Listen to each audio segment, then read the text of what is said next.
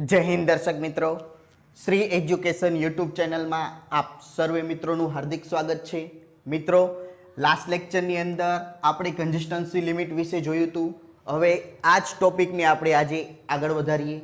मित्रों, आपणे last lecture नी अंदर जे अलग अलग लिमिट जोई हती ए ज लिमिट रिलेटेड आपणे आजे एना इंडेक्स जोईशुं। मित्रों, आ इंडेक्स मांथी घणा बधा क्वेश्चन एग्जाम नी अंदर होय अने होय ज छे। तो मित्रों, आ इंडेक्स ने आपणे इजीली आपणे केवी रीते आ इंडेक्स नी मददथी प्रॉब्लम ने सॉल्व करी सकीए ते जोईशुं। तो मित्रों, आ लिमिट नो ग्राफ जे लास्ट नी अंदर आपणे जोयो तो कंसिस्टन्सी लिमिट नो ग्राफ एने एकवार याद करी ल्यो। हवे मित्रों, आपणे सौथी पहेला शरूआत करीए प्लास्टिसिटी इंडेक्स। तो मित्रों, प्लास्टिसिटी इंडेक्स सौथी पहला तो शू रिप्रेजेंट करे? तो सोइल पार्टिकल्स अथवा सोइल सेम्पल अथवा जे पण तमारी पासे सोइल छे ते सोइल हमेशा केवा स्टेट में रहेवुं जोईए? तो के प्लास्टिक स्टेट में। आ स्टेट में रहेवुं जोईए एवुं इंडिकेट आ प्लास्टिसिटी इंडेक्स करे। तो मित्रों, स्वाभाविक है प्लास्टिक स्टेट में रहेवुं जोईए तो एनी बाउंड्री वॉटर कंटेंट नी दृष्टिए एटले के पानी नी मात्रा नी दृष्टिए जोईए तो कई थई? लिक्विड लिमिट अने प्लास्टिक लिमिट थई। तो मित्रों, वॉटर कंटेंट शेमा वधारे होय? लिक्विड लिमिट में। त्यारबाद वॉटर कंटेंट ने तमे घटाडो एटले के डिक्रीज करो, वॉल्यूम डिक्रीज थाय अने कया लेवले पहोंचे? तो के प्लास्टिक लेवले एटले के प्लास्टिक लिमिट ना लेवले। तो मित्रों, प्लास्टिसिटी इंडेक्स नु डायरेक्ट इक्वेशन अथवा तो कोने कहेवाय? तो it is numerical difference between शू छे? एक न्यूमेरिकल डिफरन्स छे शेनो? तो कि liquid limit minus plastic limit. बीजी रीते कहीए तो लिक्विड लिमिटे जे वॉटर कंटेंट होय ते अने प्लास्टिक लिमिटे जे वॉटर कंटेंट होय ते आ बेना न्यूमेरिकल डिफरन्स ने शुं कहेवाय? Plasticity index. एटले के आ बेनी वच्चे एटले के सोइल केवा स्टेट में रहेवी जोईए? प्लास्टिक स्टेट में ज रहेवी जोईए। एटले के plasticity index soil particles plastic state में रहे एवं रिप्रेजेंट करे। हवे मित्रों, प्लास्टिसिटी इंडेक्स आपने ए शू बतावे सोइल नी? तो घणी वखत एग्जाम नी अंदर पूछेलुं होय के plasticity index which properties of soil represent? कई सोइल नी प्रॉपर्टीज बतावे? तो मित्रों, तमे लास्ट नी अंदर जोयुं हतुं के लिक्विड स्टेट में ज्यारे सोइल होय त्यारे एमां शियर स्ट्रेंथ होती नथी। हवे जेवुं तमे एनुं वॉटर कंटेंट घटाडो एटले के लिक्विड लिमिटे पहोंचे त्यारे थोड़ीक एवी शियर स्ट्रेंथ डेवलप थाय। त्यारबाद तमे एने घटाडो तो केवा स्टेट में आवे? प्लास्टिक स्टेट में। एटले के तमे ई सोइल ने जेवो पण शेप आपवो होय एवो शेप आपी शको। तो मित्रों, सोइल नी शियर स्ट्रेंथ पण प्लास्टिसिटी इंडेक्स रिप्रेजेंट करे। आ पण एक याद राखजो। हवे मित्रों, आने रिलेटेड थोड़ा एवा क्वेश्चन पण पूछे के ज्यारे प्लास्टिसिटी इंडेक्स याद राखजो मित्रों 0 होय त्यारे केवा स्टेट में होय? आनी वेल्यू लेस देन 7 होय त्यारे केवा प्रकारनी सोइल कहेवाय? आनी value 7 greater than less than or is equal to plasticity index less than or is equal to 17 त्यारे शुं होय? अने वधारे एटले के ग्रेटर देन 17 होय त्यारे शुं होय? तो मित्रों, आ चारेय टर्म्स याद राखी लेजो के ज्यारे प्लास्टिसिटी इंडेक्स नी वेल्यू 0 होय एटले के लिक्विड लिमिट अने प्लास्टिक लिमिट बे इक्वल होय। बे इक्वल होय एनो मतलब के सोइल केवी होय? लिक्विड स्टेट में होय। तो एनो मतलब के एवी सोइल ने आपणे कही सकीए नॉन प्लास्टिक। प्लास्टिक हशे नहीं। शुं काम? तो के केवा फॉर्म में हशे? लिक्विड फॉर्म में। हवे मित्रों, ज्यारे प्लास्टिसिटी इंडेक्स नी वेल्यू 0 थी वधारे पण 7 थी केवी होय? 7 थी थोड़ीक नानी एटले के 7 थी लेस देन होय, 7 नी वेल्यू थी नानी होय त्यारे एने कहेवाय लो प्लास्टिक अथवा तो नॉर्मल प्लास्टिक सोइल पण कहेवाय। શું કહેવાય? નોર્મલ પ્લાસ્ટિક સોઇલ પણ. આ પણ મિત્રો યાદ રાખજો. હવે જ્યારે એની વેલ્યુ 7 અને 17 એટલે કે 7 અને 17 ની વચ્ચે, મિત્રો અહીંયા આ પણ બહુ મોટી ભૂલ થઈ જાય છે ઘણી વખત. અહીંયા પણ બોર્ડર ઉપર પણ ક્વેશ્ચન પૂછી લે, ઇઝ ઇક્વલ ટુ 7. મિત્રો લો પ્લાસ્ટિક અથવા નોર્મલ પ્લાસ્ટિક સોઇલની અંદર ઇઝ ઇક્વલ ટુ 7 નહીં આવે. 7 થી જે નાની વેલ્યુ હોય એ જ કન્સિડરેશન કરવાની. 7 અથવા 7 થી વધારે પણ 17 અને 17 કરતાં નાની હોય ત્યારે એને આપણે કહીશું મીડિયમ પ્લાસ્ટિક સોઇલ. આ પણ યાદ રાખજો. આ બંને બોર્ડર વાળું યાદ રાખી લેજો ટર્મ્સ, બહુ જ ઇમ્પોર્ટન્સ છે. હવે જ્યારે વેલ્યુ ગ્રેટર ધન 17 એટલે કે 17 કરતાં વધારે હોય ત્યારે હાઈલી પ્લાસ્ટિક સોઇલ કહેવામાં આવે. કેવી સોઇલ કહેવામાં આવે? તો કે હાઈલી પ્લાસ્ટિક સોઇલ. બરાબર મિત્રો, પ્લાસ્ટિસિટી ઇન્ડેક્સનું ઇઝી તમને definition, it is numerical difference between liquid limit and plastic limit. બરાબર, એના 4 ટર્મ્સ. 0 હોય ત્યારે નોન પ્લાસ્ટિક, 7 થી નાની હોય ત્યારે લો પ્લાસ્ટિક અથવા નોર્મલ પ્લાસ્ટિક, 7 અને 17 થી વચ્ચે, 7 હોય 17 પણ ચાલે, મીડિયમ પ્લાસ્ટિક સોઇલ, અને 17 થી વધારે તો હાઈલી પ્લાસ્ટિક સોઇલ. હવે મિત્રો આગળ જોઈએ તો એ પહેલા આપણે જોઈએ શ્રિંકેજ ઇન્ડેક્સ. તો મિત્રો શ્રિંકેજ ઇન્ડેક્સ એટલે શું? તો એ શું રિપ્રેઝેન્ટ કરે કે સોઇલ પાર્ટિકલ્સ અથવા સોઇલ સેમ્પલ કેવા સ્ટેજમાં રહેવું જોઈએ? તો કે સેમી સોલિડ સ્ટેજમાં. કેવા સ્ટેજમાં? સેમી સોલિડ સ્ટેજમાં. તો સિમ્પલ આની પણ ડેફિનેશન શું થાય? તો કે it is numerical difference between plastic limit and shrinkage limit. એટલે કે પ્લાસ્ટિક લિમિટે જે પણ વોટર કન્ટેન્ટ હોય તે અને શ્રિંકેજ લિમિટે જે પણ વોટર કન્ટેન્ટ હોય તે, એનું ન્યુમેરિકલ ડિફરન્સ કરો, જે વેલ્યુ આવે એ આપણને શું મળે? તો કે શ્રિંકેજ ઇન્ડેક્સ. બરોબર મિત્રો, આ ખાસ યાદ રાખજો. શ્રિંકેજ ઇન્ડેક્સ પણ એ આપણને શું રિપ્રેઝેન્ટ કરે? તો કે soil remains in semi solid state. એટલે કે સોઇલ સેમી સોલિડ સ્ટેટની અંદર રહેવું જોઈએ. બરોબર મિત્રો, હવે આગળ જોઈએ તો કે લિક્વિડિટી ઇન્ડેક્સ. હવે લિક્વિડિટી વર્ડ ઉપરથી તમને ખ્યાલ આવી ગયો જ હશે.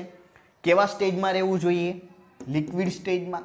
પરંતુ આનું ઇક્વેશન થોડુંક એવું અલગ છે. શું છે આપણે જોઈએ તો લિક્વિડિટી ઇન્ડેક્સ એને રિપ્રેઝેન્ટ કરાય IL દ્વારા અથવા LI દ્વારા. તો લિક્વિડિટી ઇન્ડેક્સનું equation it is ratio of numerical difference between natural water content minus plastic limit upon plasticity index.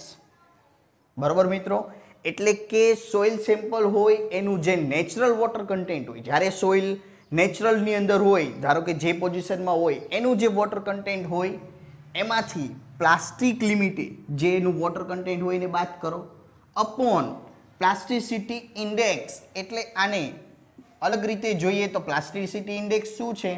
તો કે liquid limit upon plastic limit. બરોબર મિત્રો, તો લિક્વિડિટી ઇન્ડેક્સ સૌથી પહેલાં તો શું રિપ્રેઝેન્ટ કરે કે soil remains in liquid state. બરોબર મિત્રો, હવે લિક્વિડિટી ઇન્ડેક્સની અંદર સોઇલ કેવા ફોર્મમાં હશે? લિક્વિડ ફોર્મમાં હશે. હવે જ્યારે નેચરલ વોટર કન્ટેન્ટની વેલ્યુ કેવી હોય? નેચરલ વોટર કન્ટેન્ટની વેલ્યુ એક્ઝેક્ટલી લિક્વિડ લિમિટ જેટલી હોય. કેટલી હોય? લિક્વિડ લિમિટ જેટલી. એટલે કે સોઇલને લિક્વિડ ફોર્મમાં રહેવા માટે જેટલું વોટર કન્ટેન્ટ જોઈએ એટલી હોય. ત્યારે આની અંદર તમે natural water content is equal two શું થઈ જાય? WL. તો આની વેલ્યુ આવશે 1 એટલે કે 100%. એટલે કે જ્યારે પણ નેચરલ વોટર કન્ટેન્ટની વેલ્યુ લિક્વિડ લિમિટ જેટલી હશે ત્યારે સોઇલ લિક્વિડ ફોર્મમાં હશે. એ સમયે એની લિક્વિડિટી ઇન્ડેક્સ હશે 100%. હવે ધારો કે સોઇલ લિક્વિડ સ્ટેટમાં નથી, પ્લાસ્ટિક સ્ટેટમાં છે, એટલે કે પ્લાસ્ટિક લિમિટ છે, તો નેચરલ વોટર કન્ટેન્ટ કરતાં WP એટલે કે પ્લાસ્ટિક લિમિટે જે વોટર કન્ટેન્ટ હોય એની વેલ્યુ વધી જશે. તો એવા સમયમાં અહીંયા આન્સર માઇનસ આવશે, પરંતુ આપણે માઇનસ નહીં લેવાનો, હંમેશા આનો આન્સર શું કરી દેવાનો? 0. શું કરી દેવાનો? 0. એટલે કે લિક્વિડ લિમિટ કરતાં પ્લાસ્ટિક લિમિટ વધારે હોય ત્યારે લિક્વિડિટી ઇન્ડેક્સ તમારો થશે 0. અને સોઇલ કેવા સ્ટેટમાં હશે? તો કે પ્લાસ્ટિક સ્ટેટમાં. બીજી રીતે ક્વેશ્ચન પૂછે કે જ્યારે સોઇલ પ્લાસ્ટિક સ્ટેટમાં હોય ત્યારે લિક્વિડિટી ઇન્ડેક્સ કેવો હોય? તો કે 0. જ્યારે સોઇલ લિક્વિડ ફોર્મમાં હોય એટલે કે લિક્વિડ ફોર્મમાં હોય એકદમ, ત્યારે એની લિક્વિડિટી ક્યારે હોય? લિક્વિડિટી ઇન્ડેક્સ કેવો હોય? તો યાદ રાખજો મિત્રો, 100%. બરોબર. હવે આગળ જોઈએ કન્સિસ્ટન્સી ઇન્ડેક્સ. એની આઈસી વડે પણ રિપ્રેઝેન્ટ કરાય.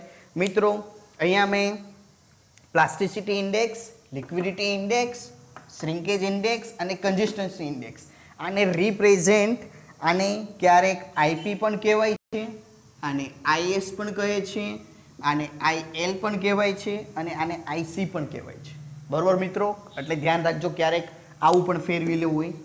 હવે મિત્રો કન્સિસ્ટન્સી ઇન્ડેક્સ, તો કન્સિસ્ટન્સી ઇન્ડેક્સ એટલે it is ratio of numerical difference between liquid limit minus natural water content upon plasticity index.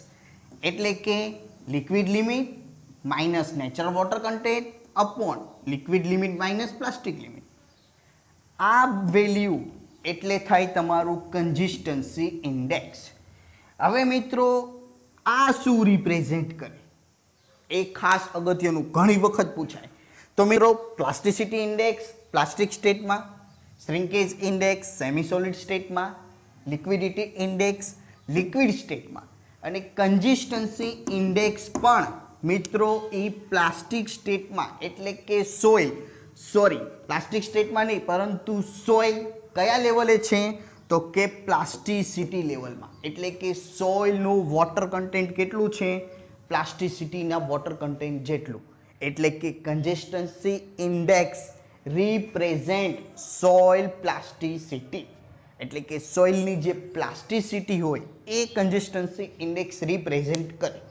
મિત્રો કન્સિસ્ટન્સી ઇન્ડેક્સની વેલ્યુ પણ તમે કહેશો કે કેમ પ્લાસ્ટિસિટી જેટલી રિપ્રેઝેન્ટ કરે? તો જોઈએ, જ્યારે તમારું natural water content liquid limit જેટલું હોય, કેટલું હોય? લિક્વિડ લિમિટ જેટલું, ત્યારે આઈસીની વેલ્યુ કેટલી થાય? 0. એટલે એનો મતલબ કે સોઇલ કેવા ફોર્મમાં હશે? લિક્વિડ સ્ટેટમાં હશે સોઇલ સેમ્પલ.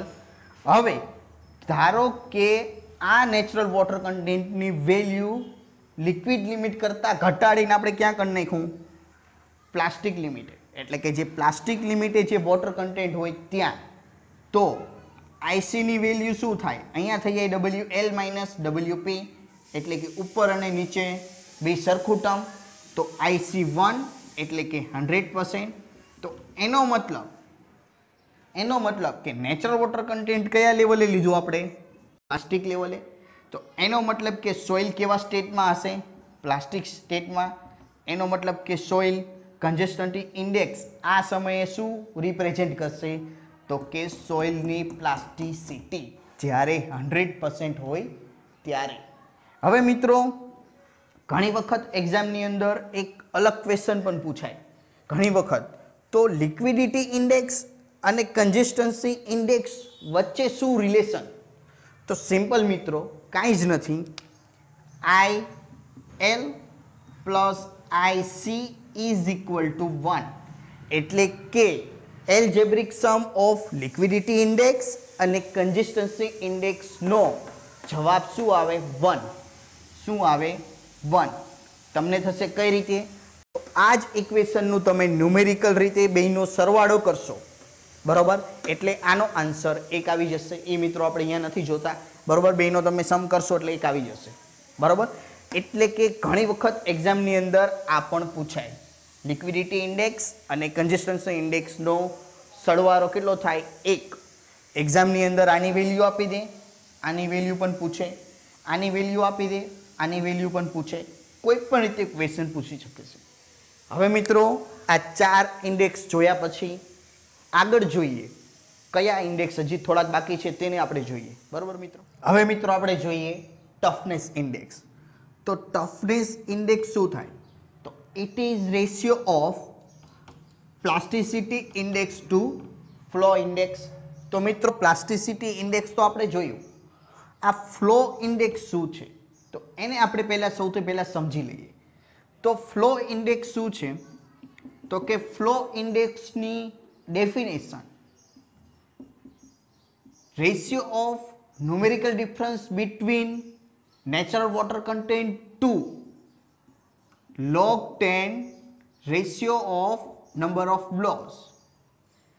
એટલે આને સમજવા માટે સૌથી પહેલા તો ફ્લો ઇન્ડેક્સ શું ઇન્ડિકેટ્સ કરે? તો ફ્લો ઇન્ડેક્સ સોઇલની જે તે વોટર કન્ટેન્ટે શિયર સ્ટ્રેન્થ રિપ્રેઝેન્ટ કરે. હવે આ આપણને વેલ્યુ ક્યાંથી મળે? તો આપણે લિક્વિડિટી ફાઇન્ડ કરવા માટે આપણે એક ગ્રાફ જોયો તો. શેનો? તો કે water content against number of બ્લોઝનો. એની અંદર આપણને ઘણી બધી વેલ્યુ મળે વોટર કન્ટેન્ટની અને નંબર ઓફ બ્લોઝની. એમાંથી સપોઝ કે આપણને એક આ સ્લોપ મળ્યો. આ સ્લોપમાં અહીંયા કંઈક વોટર કન્ટેન્ટ હશે અને અહીંયા એક વોટર કન્ટેન્ટ હશે. સેમ અહીંયા એક નંબર ઓફ બ્લોઝ હશે અને અહીંયા પણ એક નંબર ઓફ બ્લોઝ. એટલે કે આપણે સપોઝ કે 20 બ્લોઝ લગાવ્યા ત્યારે કેટલું વોટર કન્ટેન્ટ અને જ્યારે બીજી વખત 25 એનાથી થોડાક વધારે 27-28 બ્લો લગાવ્યા ત્યારે કેટલું વોટર. આ જે બેયનું અહીંયા જે તમને ડિફરન્સ મળે એનો સ્લોપ એટલે કે આ W2 - W1 upon log 10 N2 upon N1. મિત્રો log 10 એટલા માટે અહીંયા લખેલું છે કે આપણે જે ગ્રાફ દોરશું એ લોગની અંદર દોરશું. કેમ કે આની વેલ્યુ ઘણી બધી નાની મળશે નંબર ઓફ બ્લોઝની. જેટલા પણ તમે સોઇલ સેમ્પલ વધારે લઈશો, સપોઝ કે 25 બ્લોઝે મળી ગયું, પછી 26 બ્લોઝે, એટલે નાની વેલ્યુ. એની એ જ રીતે વોટર કન્ટેન્ટ પણ મિનિમમ નાની વેલ્યુ મળશે. એટલા માટે આપણે અહીંયા લોગ વાળો ગ્રાફ દોરવો પડશે. હવે મિત્રો અહીંયા જે તમને આ સ્લોપ મળ્યો એ સ્લોપ એટલે જ તમારો ફ્લો ઇન્ડેક્સ. હવે એ કેવી રીતે ઇન્ડિકેટ કરે શિયર સ્ટ્રેન્થ? તો જો આ સ્લોપ સ્ટીપર હશે એટલે કે એકદમ આ રીતે, બરોબર, તો એનો ગ્રાફ આ રીતે આવશે. એનો મતલબ કે એના બે વોટર કન્ટેન્ટ વચ્ચેનો ડિફરન્સ મોટો આવશે. ડિફરન્સ મોટો આવે એનો મતલબ કે વોટર કન્ટેન્ટ વધારે હશે. વોટર કન્ટેન્ટ જેનું વધારે હોય એની ઓબ્વિયસલી શિયર સ્ટ્રેન્થ કેવી હોય? ઓછી હોય.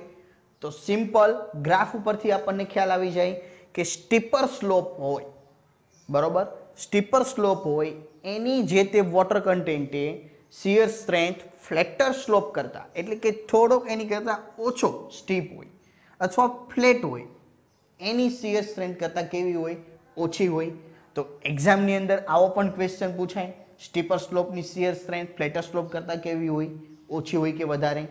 બરોબર. તો આ છે ફ્લો ઇન્ડેક્સ. હવે મિત્રો same toughness index flow index શું ઇન્ડિકેટ કર્યું? તો કે સોઇલની શિયર સ્ટ્રેન્થ. ટફનેસ ઇન્ડેક્સ શું ઇન્ડિકેટ કરે? તો કે સોઇલની શિયર સ્ટ્રેન્થ જ ઇન્ડિકેટ કરે. શું કામ? કે અહીંયા ફ્લો ઇન્ડેક્સ છે. પરંતુ જ્યારે સોઇલ પ્લાસ્ટિક લિમિટમાં હોય ત્યારે એટલે કે પ્લાસ્ટિક સ્ટેટમાં હોય ત્યારે સોઇલની શિયર સ્ટ્રેન્થ રિપ્રેઝેન્ટ કરે. આ વર્ડ યાદ રાખવાનો. ટફનેસ ઇન્ડેક્સ શું રિપ્રેઝેન્ટ કરે? તો કે સોઇલની shear strength at plastic limit. એટલે કે અહીંયા આ ગ્રાફની અંદર જે આ લેવલ ઉપર જેટલી પણ સોઇલ હોય આ વોટર કન્ટેન્ટ એની જે શિયર સ્ટ્રેન્થ હોય એ આ ટફનેસ ઇન્ડેક્સ આપણને રિપ્રેઝેન્ટ કરે. હવે મિત્રો આગળ જોઈએ. આ બંને ખ્યાલ આવી ગયા છે. ઇન્ડેક્સ ઇઝીલી ગ્રાફ યાદ રાખી લ્યો. આ એક ગ્રાફ અને એક આ ગ્રાફ, એટલે ખ્યાલ આવી જશે, બરોબર. હવે એક્ટિવિટી ઓફ સોઇલ. મિત્રો એક્ટિવિટી ઓફ સોઇલ જોતા પહેલા આ ગ્રાફને હજી એકવાર સમજાવી દઉં કે જેમ સ્લોપ સ્ટીપ આવે એટલે વોટર કન્ટેન્ટની જે ડિફરન્સ હોય એ મોટો આવે એટલું યાદ રાખજો. એટલે તમને ઇઝીલી આનું સોલ્યુશન થઈ જશે. હવે એક્ટિવિટી ઓફ સોઇલ, તો એક્ટિવિટી ઓફ સોઇલ એટલે શું થાય?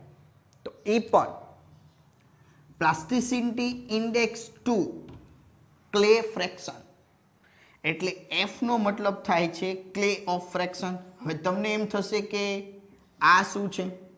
તો ક્લેની પાર્ટિકલ્સની સાઇઝ કેટલી હોય? લેસ ધેન 0.002 mm અથવા 2 માઇક્રોન. તો આની વેલ્યુ એવી થાય કે plasticity ratio plasticity index to clay of fraction એટલે એવું થાય કે જે પણ પાર્ટિકલ્સની સાઇઝ, જે પણ આપણે સોઇલ સેમ્પલ લીધું, જેનું પણ આપણે સોઇલ સેમ્પલ લીધું, એ સોઇલ સેમ્પલની અંદર લેસ ધેન 2 માઇક્રોન કરતાં જે પાર્ટિકલ્સ છે એટલે કે ક્લે છે, ક્લે, એના પર્સન્ટેજ કેટલું, એ આપણી એક્ટિવિટી ઓફ સોઇલ.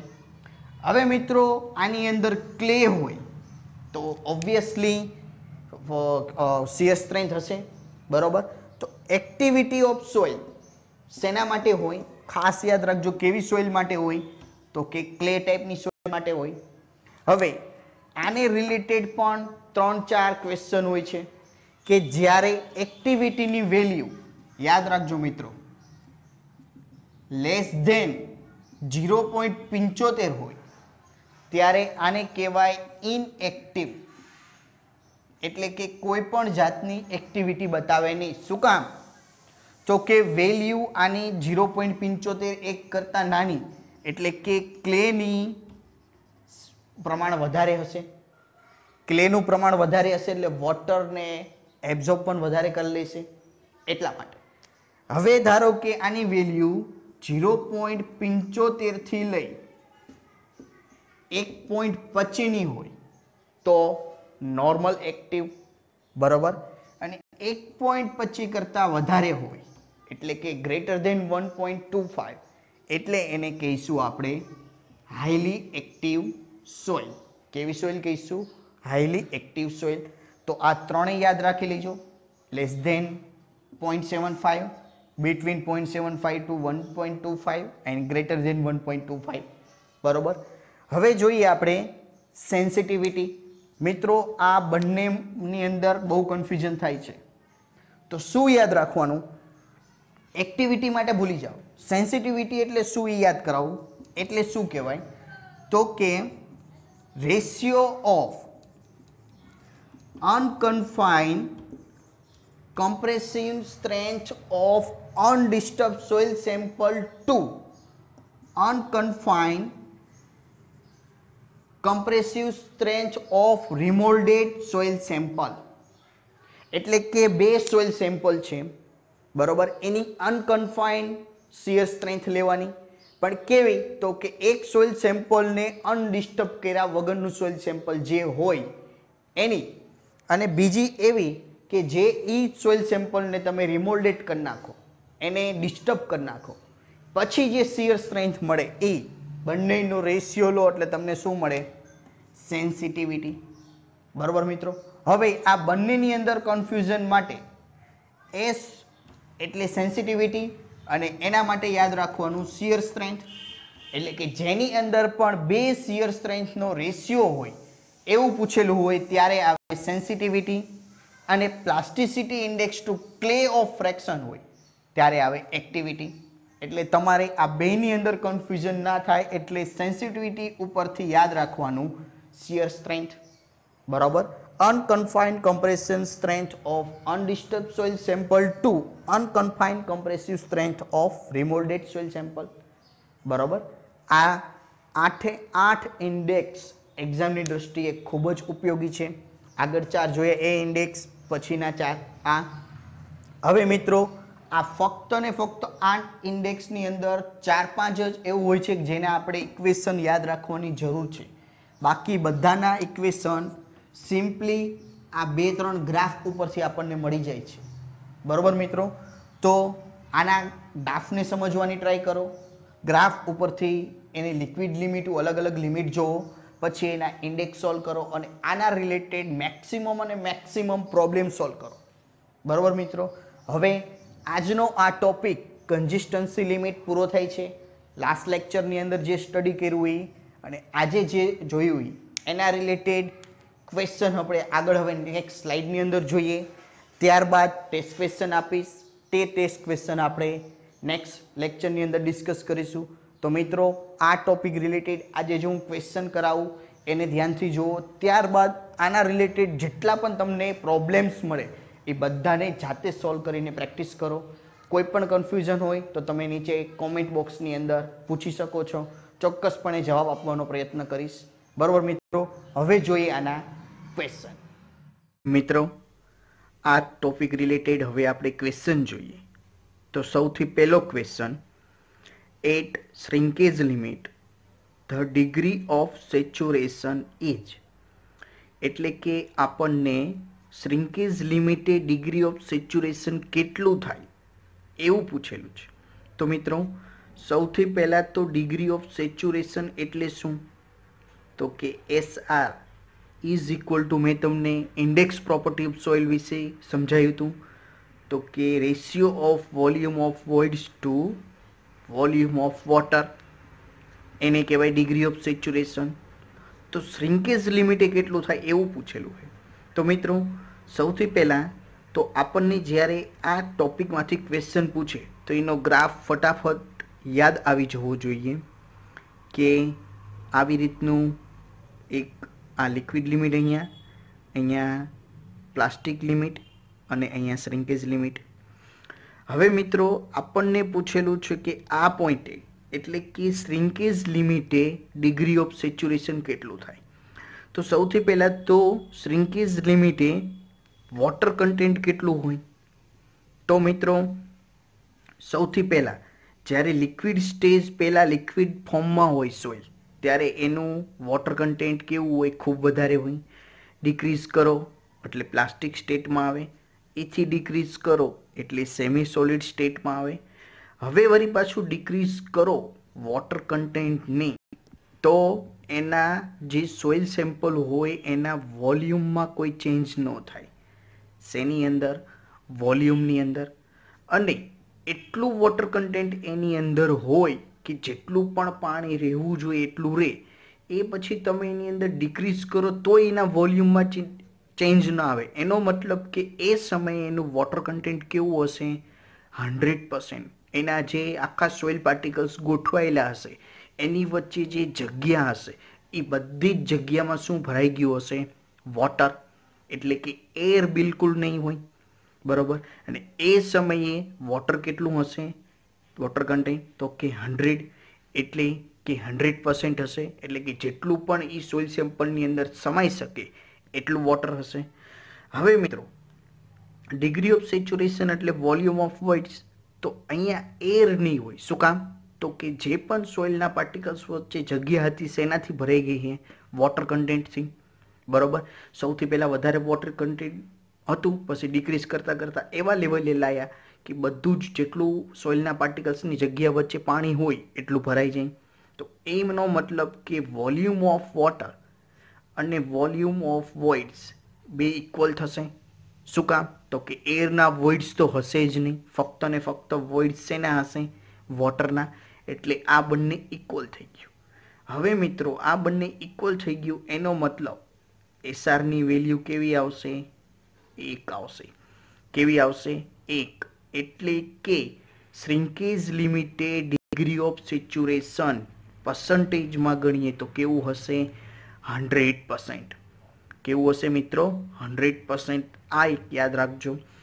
આ સિવાય આ જ ક્વેશ્ચનને બીજી રીતે ફેરવીને પૂછે તો કે એટ શ્રિંકેજ લિમિટ, એટલે કે એટ શ્રિંકેજ લિમિટ સોઇલ, અને ઓપ્શન આપેલા હોય dry, fully saturated, partially saturated, none of the above અથવા તો સબમર્જ, કોઈ પણ ઓપ્શન આપેલા હોય. તો મિત્રો યાદ રાખો શ્રિંકેજ લિમિટે ડિગ્રી ઓફ સેચ્યુરેશન આપણે જોયું કેટલું થાય? 100%. તો એનો મતલબ કે સોઇલ કેવી હોય? ફુલ્લી સેચ્યુરેટેડ હોય. એની અંદર એર વોઇડ્સ હોય નહીં. તો આ રીતે પણ ક્વેશ્ચન પૂછાઈ શકે. આ પણ યાદ રાખજો. હવે આગળ જોઈએ ક્વેશ્ચન બીજો.